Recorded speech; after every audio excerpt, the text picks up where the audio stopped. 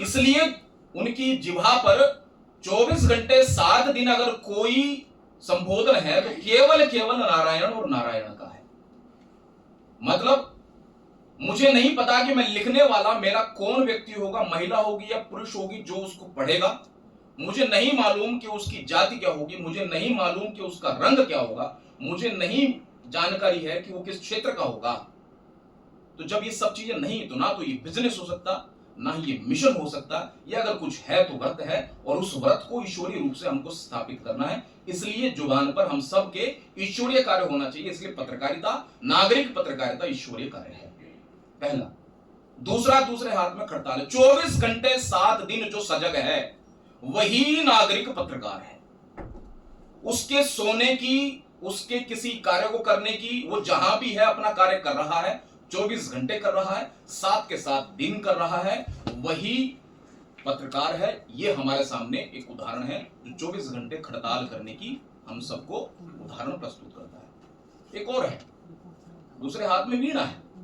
जो भी कहेंगे, जो भी लिखेंगे, जो भी दिखाएंगे, जो भी बताएंगे, उसमें मधुरता हो, उसमें रस हो, उसमें स्वर हो, उसमें भाव हो, उसमें ताल हो। वो नकारात्मक ना हो, सकारात्मक दृष्टि सूत्रपात कर सके।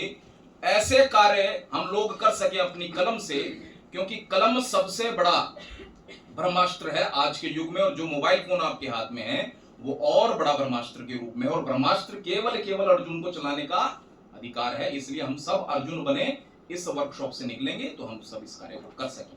इसलिए दूसरे हाथ में क्या है?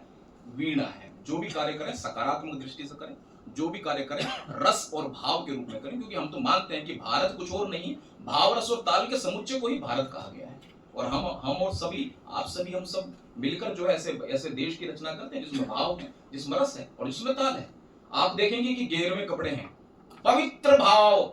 इस रंग को, इस गेरुए कपड़े को देखने के बाद में, इस पोशाक को देखने के बाद में, अगर आपके और मेरे मन में सबसे पहला अगर कोई भाव आता है तो वो क्या आता है? सम्मान का। इस कपड़े को देखने के बाद में अगर सबसे दूसरा जो अगर कोई भाव आता है तो पवित्रता का।